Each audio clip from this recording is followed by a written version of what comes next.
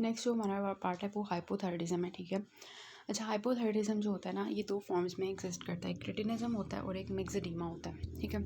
अब क्रेटिनिज्म देखिए ज़रा, बस थोड़ा सा डिफरेंस है। देखें, हाइपोथायराइडिज्म मतलब अब T3 T4 हार्मोन्स कम हो जाएंगे। हमने पीछे देखा था किसमें, ग्रेव्स डिजीज़ में देखा था, जिसमें हमारा जो है वो ज़्यादा हो रहा था T3 T4 हार्मोन्स, ठीक है, हाइपोथायराइडिज्म। और इसके अलावा हमारा मल्टीनोड्यूलर गोइटर था, जो कभी कभार TSH इंडिपेंडेंट होकर टॉक्सिक हो जाता है, हाइपोथायराइडिज्म होना शुरू हो जाता है उसमें, ठीक है। तो वो एक्चुअली हमारे दोनों गोइटर्स थे जो एक्चुअली हाइपरथायराइडिज्म की तरफ जा रहे थे, और उसमें सिम्टम्स के अंदर थायराइड स्टॉर्म भी आया हुआ था, वो भी हमने देखा था। अब हाइपोथायराइडिज्म में क्या होगा कि T3 T4 हार्मोन्स के लेवल कम हो जाएंगे, ठीक है। और ये अगर बच्चों में होंगे तो उसको हम क्रेटिनिज्म कहेंगे, सिंपल सी बात है। न्यूनेट्स और इन्फेंट्स में होंगे तो हाइपोथायराइडिज्म, तो उसको हम क्रेटिनिज्म कहेंगे। और अगर ये चिल्ड्रन, ओल्डर चिल्ड्रन और अडल्ट्स में होंगे तो मिक्सेडीमा कहेंगे, सिंपल सी बात है। इस वजह से उन्होंने दो क्लासेस में इसको डिवाइड कर दिया हुआ है, क्रेटिनिज्म और मिक्सेडीमा, ठीक है। इसके अलावा इनकी कैरेक्टरिस्टिक्स क्या होंगी कि ऑब्वियसली पेशेंट, बच्चा है ना, छोटे बच्चे हैं, नियोनेट्स हैं, इन्फेंट्स हैं, उनको T3 T4 हार्मोन चाहिए किसके लिए, ग्रोथ के लिए, डेवलपमेंट के लिए, ब्रेन डेवलपमेंट के लिए, मसल डेवलपमेंट के लिए, बोन डेवलपमेंट के लिए, सॉफ्ट टिश्यूज़ की डेवलपमेंट के लिए, ठीक है, मतलब कि सारी उनकी जो मेटाबॉलिज्म है उसके लिए, ठीक है। तो अब T3 T4 हार्मोन्स नहीं हैं ऐसे बच्चों में, छोटे बच्चे हैं, मेंटल रिटार्डेशन शुरू हो जाएगी, शॉर्ट स्ट्रेचर होना शुरू हो जाएगा, स्केलेटल डिफॉर्मिटीज़ के साथ, फेशियल फीचर्स भी ख़राब होंगे ऐसे बच्चों के, और इनलार्ज टंग होगी, अम्बिलिकल हर्निया होगा, ठीक है। और thyroid hormone is required for the normal brain and skeletal development, ठीक है, जो कि नहीं होगा तो ये सारे सिम्टम्स आएंगे। उसके बाद जो है साइंस आएंगे, ठीक है। उसके बाद कॉजेज़ क्या हैं इसमें कि मैटरनल हाइपोथायराइडिज्म, मतलब कि माँ को, जो मदर थी, उसको क्या थी, अर्ली प्रेगनेंसी में हाइपोथायराइडिज्म थी, ठीक है। उसकी मदर को जो है अर्ली प्रेगनेंसी में क्या थी, हाइपोथायराइडिज्म थी, ठीक है। थायराइड एजेनेसिस थी, मतलब उसका थायराइड ही नहीं था, या डिसहार्मोजेनिक गोइटर था, या आयोडीन डेफिशिएंसी थी, मदर ने अपनी प्रेगनेंसी में ख्याल नहीं रखा अपनी डाइट का। तो अब क्या होगा कि अच्छा, वो कह रहे हैं dyshormonogenetic goitre is due to the congenital defect in the thyroid hormone production, ठीक है।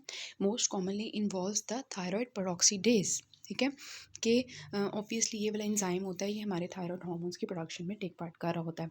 तो अब क्या होता है कि ये डिसहार्मोजेनिक गोइटर जो होता है, ये एक्चुअली होता है थायराइड पेरोक्सीडेज ना होने की वजह से, जिसकी वजह से थायराइड हार्मोन्स की प्रोडक्शन नहीं होगी, तो उसको हम कहेंगे डिसहार्मोजेनिक जेनेटिक गोइटर, ठीक है, डिसहार्मोजेनेटिक गोइटर। इसके नाम से जेनेटिक से समझ आ रहा है कि कोई जेनेटिकली कोई डेफिशिएंसी है। अच्छा, तो अब जो है ना, ये सारे कॉजेज़ हैं कि माँ के अंदर ये सारी चीज़ें थी, उसकी थायराइड नहीं थी, उसकी जो है मैटरनल हाइपोथायराइडिज्म थी ड्यूरिंग अर्ली प्रेगनेंसी, या थायराइड एजेनेसिस हो गई बच्चे में, या डिसहार्मोजेनिक गोइटर हो सकता है, या आयोडीन डेफिशिएंसी हो सकती है, ठीक है। एज अ होल अगर हम देखें तो क्या हो रहा है कि थायराइड की डेफिशिएंसी है, ठीक है, और उसकी वजह से क्या होगा, क्रेटिनिज्म होगा, ठीक है। अच्छा, उसके बाद आता है मिक्सेडीमा। मिक्सेडीमा मैंने आपको बताया कि ये ओल्डर एडल्ट्स में और चिल्ड्रन में होता है, और इसमें क्या होते हैं, इसमें जो क्लिनिकल फीचर्स आते हैं वो क्यों होंगे, क्योंकि हाइपरथायराइडिज्म क्या था, मेटाबॉलिज्म इंक्रीज था, तो उसकी वजह से बहुत ज़्यादा पेशेंट को स्वेटिंग हो रही थी, इंटॉलरेंस टू हीट थी, उसका एज अ होल उसकी सिंपैथेटिक एक्टिविटी ज़्यादा हुई थी, ठीक है, इस तरह के साइंस आ रहे थे उसको। लेकिन यहाँ पे क्या होगा कि डिक्रीज मेजर मेटाबॉलिक रेट होगा, सिंपैथेटिक एक्टिविटी कम हो जाएगी, तो सारे फीचर्स जो हैं वो उसकी वजह से आएंगे, ठीक है। अब ये देखें मिक्सेडीमा, मिक्सेडीमा इसको क्यों कहते हैं, क्योंकि इसमें एडिमा हो जाता है, किस तरह से कि जो गैग्स होते हैं वो हमारे स्किन और सॉफ्ट टिश्यू में क्यूमुलेट हो जाते हैं, जिसकी वजह से क्या होता है, जब वो सॉफ्ट टिश्यूज़ में क्यूमुलेट हो जाएंगे, फॉर एग्जांपल वो हमारी मतलब हमारी जो ज़ुबान होती है वो सॉफ्ट टिश्यू है ना, टंग, ठीक है, तो जब वो उसके अंदर ज़्यादा हो जाएंगी तो हमारी टंग इतनी लार्ज कर जाएगी, ठीक है, और जो है डीपनिंग ऑफ वॉइस हो जाएगी, मतलब बोला भी नहीं जाएगा, इतनी वो टंग इन लार्ज है, सॉफ्ट टिश्यूज़ इन लार्ज है, और इस तरह से। तो मिक्सेडीमा एक्चुअली वो होता है, वेट गेन इसमें होगा कि पेशेंट इतना ज़्यादा नहीं खा रहा, नॉर्मल एपिटाइट है उसकी, लेकिन वेट गेन हो रहा है उसका, क्यों, क्योंकि उसका मेटाबॉलिज्म ही नहीं है, उसका मेटाबॉलिज्म ही नहीं चल रहा, उसने क्या जो है वो मेटाबोलाइज होनी है उसकी चीज़ें, ठीक है। और मेंटल एक्टिविटी स्लो हो जाएगी उसी तरह, क्योंकि ये हमारे ब्रेन डेवलपमेंट के लिए भी T3 T4 hormones normal activity के लिए चाहिए होते हैं। मसल वीकनेस होगी, कोल्ड इंटॉलरेंस होगी, डिक्रीज स्वेटिंग होगी, सारी मैंने आपको बताई थी, bradycardia, decrease cardiac output, shortness of breath, fatigue, oligomenorrhoea, hyper cholesterolaemia, hyper cholesterolaemia, पीछे क्या था हाइपोकोलेस्ट्रोलीमिया, क्योंकि वो कोलेस्ट्रोल को हमारी बॉडी में कम कर रहे थे T3T4, अब हाइपर कोलेस्ट्रोलीमिया हो जाएगा, ठीक है। कॉन्स्टिपेशन, वहाँ पे क्या था डायरिया था, यहाँ पे क्या है कॉन्स्टिपेशन। तो ये चीज़ें जो डिफ़र कर रही हैं ये ज़रा याद रखनी है, ठीक है। Most common causes are iodine deficiency and Hashimoto thyroiditis. Iodine deficiency यहाँ पे भी है, पीछे भी थी जिसमें हमने देखा था मल्टी नोड्यूलर गॉइटर हो रहा था, वहाँ पे भी आयोडीन डेफिशिएंसी की वजह से था। यहाँ पे हैशिमोटो थायराइडाइटिस है। अदर्स कॉजेज इंक्लूड ड्रग, अगर पेशेंट को ड्रग ले रहा है, लिथियम, सर्जिकल रिमूवल और रेडियो एब्लेशन ऑफ थायराइड, ठीक है। कुछ ऐसी ड्रग्स होती है जो हमारे हाइपोथायराइडिज्म करवाती हैं, और अगर कोई रेडिएशंस उसने यूज़ की या आयोडीन की डेफिशिएंसी थी जिसकी वजह से थायराइड हार्मोन्स प्रोड्यूस ही नहीं हो रहे, ठीक है, और हैशिमोटो थायराइडाइटिस, ये सारे कॉजेज़ हैं किसके हाइपोथायराइडिज्म के। तो अब हम पढ़ेंगे थायराइडाइटिस, जो कि किस में आएगा हाइपोथायराइडिज्म में आएगा सब कुछ, हैशिमोटो थायराइडाइटिस, ठीक है। Hashimoto thyroiditis is actually the autoimmune destruction of the thyroid gland. अब यहाँ पे गौर करें, ग्रेव्स डिजीज़ में भी ऑटो इम्यूनिटी थी, लेकिन वो ऐसी ऑटो इम्यूनिटी थी जिसमें हमारे TSH रिसेप्टर्स के अगेंस्ट एंटीबॉडीज़ बनी हुई थी, और वो हमारे T3 T4 हार्मोन्स की, मतलब कि वहाँ पे TSH वाला ही काम कर रही थी वो एंटीबॉडीज़, और TSH वाला काम करके ही T3 T4 हार्मोन्स को ज़्यादा कर रही थी, हाइपरथायराइडिज्म करवा रही थी। लेकिन यहाँ पे क्या होगा, यहाँ पे वो एंटीबॉडीज़ क्या करेंगी, वो हमारे थायराइड ग्लैंड को मारना शुरू कर देंगी, सिंपल सी बात है, ठीक है। एसोसिएटेड विद द HLA-DR5, ये जीन होती है उसके साथ एसोसिएटेड होती है। Most common cause of hypothyroidism in the regions where iodine levels are adequate. देखें, अब हमने देखा कि हमने एक कॉज देखा है ना हाइपोथायराइडिज्म के, कि आयोडीन डेफिशिएंसी की वजह से हाइपोथायराइडिज्म हो जाती है। लेकिन अब ऐसे लोग जिनको हाइपोथायराइडिज्म है, लेकिन वो मतलब फॉर एग्जांपल हम माउंटेनियस एरियाज़ में नहीं रहते, ठीक है। पता है ज़्यादातर आयोडीन डेफिशिएंसी कहाँ होती है, माउंटेनियस एरियाज़ में, हिली एरियाज़ में होती है, जहाँ पे उनके पानी के अंदर, उनकी सॉइल के अंदर आयोडीन नहीं होती। तो एज अ रिज़ल्ट उनके अंदर गोइटर कॉमन है, ठीक है, उनके अंदर जो है आयोडीन डेफिशिएंसी जैसे गोइटर कॉमन है, ठीक है। लेकिन हमारे अंदर, मतलब हम जो हिली एरियाज़ में नहीं रह रहे, ठीक है, तो हमारे अंदर क्या होगा कि हमारे अंदर आयोडीन की डेफिशिएंसी नहीं है, हमारे पानी के अंदर, हमारी सॉइल के अंदर, हमारी डाइट के अंदर आयोडीन एडिक्वेट है। लेकिन हमारे अंदर फिर हाइपोथायराइडिज्म के केसेस क्यों आते हैं, हमारे अंदर हाइपोथायराइडिज्म के केसेस आते हैं इस वजह से, मोस्ट कॉमनली इसी वजह से, ठीक है। और भी कॉजेज़ हमने देखी हैं, रेडिएशंस हैं, और हमने देखी हैं रेडिएशंस की वजह से होता है, और जो है हाँ ड्रग्स की वजह से होता है, लेकिन वो कम है, ठीक है। Hashimoto thyroiditis is most common cause of hypothyroidism in the regions where iodine deficiencies are adequate, ठीक है। क्लिनिकल फीचर्स क्या होंगे कि सबसे पहले पेशेंट हाइपरथायराइडिज्म के साथ आएगा, हाइपरथायराइडिज्म के साथ, this is very very important concept. अब लोग पूछते हैं कि हाँ हमने तो पढ़ा था हाइपोथायराइडिज्म में हैशिमोटो थायराइडाइटिस हाइपोथायराइडिज्म में आता है, उसमें तो थायराइड हार्मोन मतलब कम हो जाते हैं हमारी बॉडी में। लेकिन याद रखना अर्ली फेज़ में, देखें अर्ली फेज़ में क्या होता है, ये हमारा थायराइड ग्लैंड है, इसके अगेंस्ट एंटीबॉडीज़ बन गई, ठीक है। तो ये टूटना शुरू कर दिया, जब ये टूटना शुरू कर दिया इसने, ठीक है, तो इसकी जो अंदर ऑलरेडी पड़े हुए T3 T4 हार्मोन्स थे वो रिलीज़ होंगे, ठीक है। जब ये शुरू में टूटा तो अंदर ऑलरेडी जो बने हुए T3 T4 थे, प्रेजेंट थे, फॉर्म थे, कोलाइड में पता है बने हुए पड़े होते हैं T3 T4, फिर सिग्नल आता है तो वहाँ से रिलीज़ हो जाते हैं, बने हुए पड़े होते हैं कुछ। अब शुरू में जब डिस्ट्रक्शन होगी तो उसी वक्त जब वो रिलीज़ होंगे तो वहाँ पे हाइपरथायराइडिज्म हो जाएगी, एकदम से बॉडी में हाइपरथायराइडिज्म के सिम्टम्स आएंगे। तो इनिशियली जो क्लिनिकल फीचर्स होंगे वो हाइपरथायराइडिज्म के होंगे ड्यू टू फॉलिकुलर डैमेज, फिर आहिस्ता आहिस्ता क्या होगा, प्रोग्रेसिवली टू हाइपोथायराइडिज्म, फिर हाइपोथायराइडिज्म होगी। VMCQs के लिए आता होता है कि अर्ली फेजेस में क्या होगा और लेट फेजेस में क्या होगा, ठीक है। तो ये आपने याद रखना, शुरू में हाइपरथायराइडिज्म है और आहिस्ता आहिस्ता फिर हाइपोथायराइडिज्म हो जाएगी। तो अगर आपसे कोई लैब पूछे, लैब डायग्नोसिस बताएं इसकी, तो आप बता सकते हैं कि शुरू में आपको T3 T4 हार्मोन ज़्यादा मिलेंगे और TSH कम मिलेगा, ठीक है, अगर आप लैब डायग्नोसिस शुरू में करवाते हैं, और बाद में अगर आप करवाएंगे तो T3 T4 हार्मोन्स आपको कम मिलेंगे और उसके रिजल्ट में फीडबैक की वजह से TSH आपको ज़्यादा मिलेगा, सिंपल सी बात है।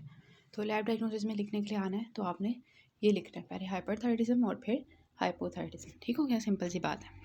अच्छा, फिर हमें क्या मिलेगा क्लिनिकल फीचर्स में कि उसके अंदर जो एंटीबॉडीज़ होंगी जिन्होंने हमारी थायराइड को मार रही थी, एंटी थायरोग्लोबिन और एंटी माइक्रोसोमल एंटीबॉडीज़ ये प्रेजेंट होती हैं, and these are the signs of thyroid damage. ये बहुत खतरनाक है, डेंजरस एंटीबॉडीज़ जिन्होंने हमारे थायराइड हार्मोन को, थायराइड ग्लैंड को डैमेज किया है, anti thyroglobulin and anti microsomal antibodies. ठीक है, anti microsomal antibodies and anti thyroglobulin. ठीक है। अच्छा, अब हम देखते हैं इसकी जो है ना हिस्टोलॉजी। तो हिस्टोलॉजी में हमें क्या मिलती है, क्रोनिक इन्फ्लेमेशन मिलती है। ठीक है, with germinal centres and Hurthle cells, eosinophilic metaplasia of the cells that line the follicles is seen on the histology. Increased risk of, ये मैं आपको इसकी हिस्टोलॉजी दिखा देती हूँ। ठीक है, इंक्रीज रिस्क ऑफ, ये जो मार्जिनल जोन लिम्फोमा है, क्या लिखा हुआ है, IT सेल्स, बी सेल्स लिखा हुआ है, क्योंकि मार्जिनल जोन लिम्फोमा अगर आपने ब्लड पढ़ा होगा तो उसमें बी सेल लिम्फोमा हम कहते हैं। मार्जिनल जोन एक हमारा वो लिम्फ नोड होता है ना, उसमें 3 जोन्स होते हैं, एक सेंटर वाला होता है बिल्कुल, फिर मार्जिनल जोन होता है, मेंटल जोन होता है, फॉलिकुलर जोन होता है, 3 जोन्स होते हैं। ठीक है, तो अब जो है ना, जो मार्जिनल जोन पे अगर बी सेल्स बहुत ज़्यादा हो जाएं वहाँ पे, ठीक है, लिम्फ नोड का जो मार्जिनल जोन है उस पर बी सेल्स इंक्रीज़ करना शुरू कर दें, वहाँ पे लिम्फोमा बन जाए उनका, तो ये वो यही कह रहे हैं कि इसके रिजल्ट में, क्योंकि ऑटो इम्यूनिटी वाला काम है ना सारा, तो जब वो इतनी ज़्यादा एंटीबॉडीज़ बन रही होंगी तो बी सेल्स ही बना रहे होते हैं ना, तो बी सेल्स लिम्फोमा होने का खतरा होता है मार्जिनल जोन का। ठीक है, तो ये आपका MCQ आ सकता है कि हैशिमोटो थायराइटिस की वजह से जो है वो कौन सा लिम्फोमा होता है, तो आपने याद रखना है marginal zone B cell lymphoma. ठीक है, ये कॉन्सेप्ट की बात है कि ऑब्वियसली एंटीबॉडीज़ इतनी ज़्यादा बन रही हैं तो ऑब्वियसली वहाँ पे बी सेल्स को जो है वो हाइपरप्लेसिया हो जाएगा और वहाँ पे कैंसर बनने के चांसेस होते हैं। ठीक है, presents as an enlarging thyroid gland late in the disease course, फिर वो इतनी ज़्यादा, अच्छा वो बाद में इनलार्ज होना शुरू हो जाता है। ठीक है, जब बी सेल लिम्फोमा स्टार्ट हो जाता है ना, फिर हमारा जो थायराइड ग्लैंड होता है वो बाद में इनलार्ज कर जाता है। तो ये क्या है, थायराइड स्ट्रॉम आया हुआ है। ठीक है, बहुत ज़्यादा T3 T4 hormonal sympathetic activity, ये मल्टीनोड्यूलर गोइटर था, डिफ्यूज़ गोइटर था, किस में था, हमारे ग्रेव्स में। ठीक है, और मल्टीनोड्यूलर गोइटर आपने पढ़ लिया था कि जब किस तरह से बन रहा था। अच्छा, उसके बाद क्रेटिनिज्म के ऐसे बच्चे होते हैं, कोर्स फेशियल फीचर्स होते हैं, मेंटल रिटार्डेशन होती है एज अ होल, अगर हम देख रहे हैं तो सॉफ्ट टिश्यूज़ वगैरह प्रॉब्लम। ठीक है, और ये मिक्सडीमा का पेशेंट है, क्योंकि ये बच्चा है तो क्रेटिनिज्म है, और क्योंकि ये बड़ा है थोड़ा सा तो मिक्सडीमा का पेशेंट जो वो इस तरह का होगा। ठीक है, एडल्ट्स में, तो ये है एडल्ट्स में myxoedema, hair dry, coarse, sparse, lateral eyebrows thin, periorbital oedema. ठीक है, ये मोस्टली इंपॉर्टेंट होता है, puffy dull face with dry skin. ठीक है, ये प्री DPL मिक्सडीमा हमने देखा था ग्रेस में। ठीक है, जब मिक्सडीमा कोमा, इसमें इन्होंने दरअसल बताया हुआ कि स्वीयर हाइपोथायराइडिज्म, जिसमें क्या होता है, मेंटल स्टेटस चेंजेस आना शुरू हो जाती हैं, और इसमें जो इसकी होती है ना प्रेसिपिटेटिंग फैक्टर्स, ये इंपॉर्टेंट है, वो लैब्स में प्रोलॉन्ग QT इंटरवल होता है, ये इंपॉर्टेंट है इसमें। ठीक है, लैब्स में ये होता है कि लैब्स में ये होगा ना, हाइपोग्लाइसीमिया हो जाएगा, ग्लूकोज कम हो जाएगा, क्योंकि हाइपोथायराइडिज्म है ना, तो ग्लूकोज कम हो जाएगा, हाइपोनेट्रीमिया, हाइपोक्सीमिया, हाइपरकेप्निया, प्रोलॉन्ग QT, और प्रेसिपिटेटिंग फैक्टर्स क्या होते हैं, infection, cold exposure, stroke and medicines. तो हैशिमोटो थायराइडिस में क्या है, अभी हम पढ़े हैशिमोटो से ही सारी चीज़ें बन रही हैं, हाइपोथायराइडिज्म, ऑटो इम्यूनिटी, सिनथायरॉयड ट्रीटमेंट की पता नहीं क्या है, इसकी मियालिसिस की ट्रीटमेंट है। अच्छा, उसके बाद हर्थल सेल चेंज जो अभी हम देखने लगे हैं, इनिशियल हैशी टॉक्सिकोसिस, शुरू में जो है वो टॉक्सिकोसिस होगी। ठीक है, मार्जिनल जोन लिम्फोमा, गोइटर, और एंटी माइक्रोसोमल एंटी थायरोग्लोबल एंटीबॉडीज़ हमें मिलेंगी, और लिम्फोसाइटिक इन्फिल्ट्रेट मिलेगा।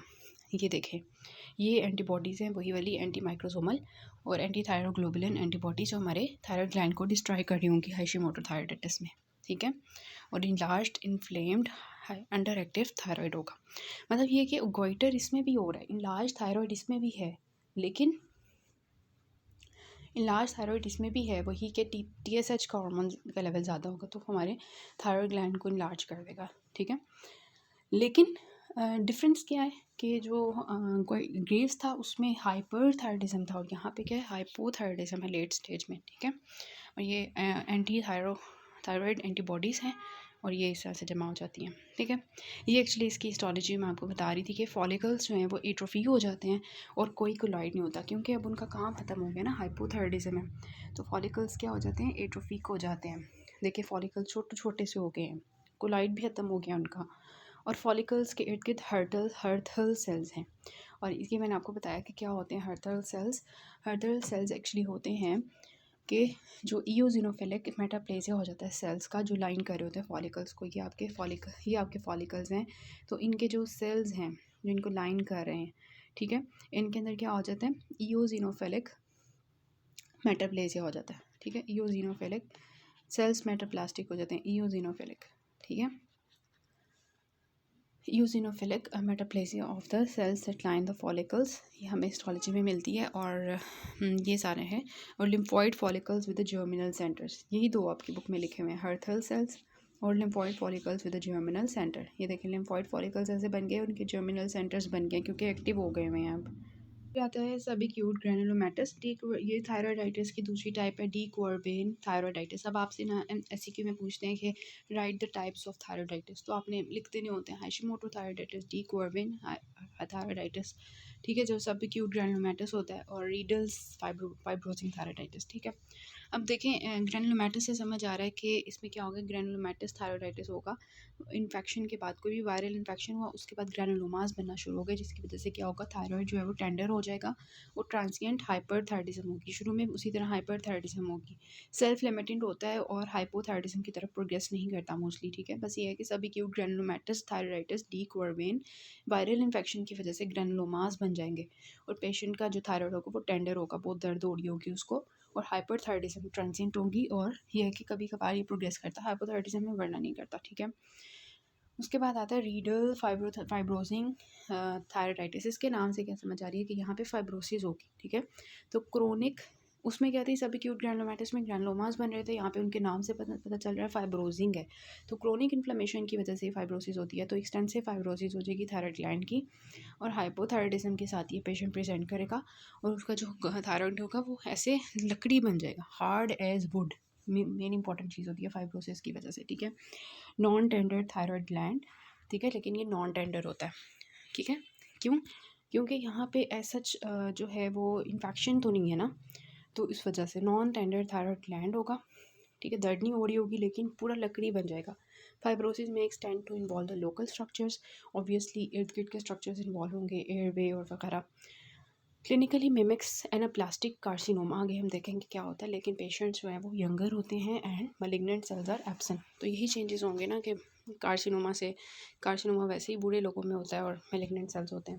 उनकी पिक्चर्स देख ले,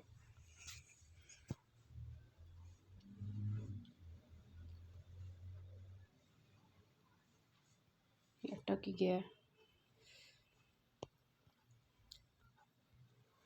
पता नहीं क्या हो गया। ये देखें सबक्यूट ग्रैनुलोमैटिस थायराइडाइटिस, इसका दूसरा नाम क्या था, डी क्वर्बेन, ठीक है। वायरल इन्फेक्शन हुआ अपर रेस्पिरेटरी ट्रैक्ट का, उसके बाद वो हमारे थायराइड सेल्स को आके अटैक करना शुरू कर दिया उन्होंने। देखिए ज़रा कैसे अटैक कर रहे हैं मज़े से। अच्छा, उसके बाद डी क्वर्बेन, ये वही वाला है, सबक्यूट ग्रैनुलोमैटिस थायराइडाइटिस, इस तरह से हमें नज़र आ रहा होता है, ठीक है।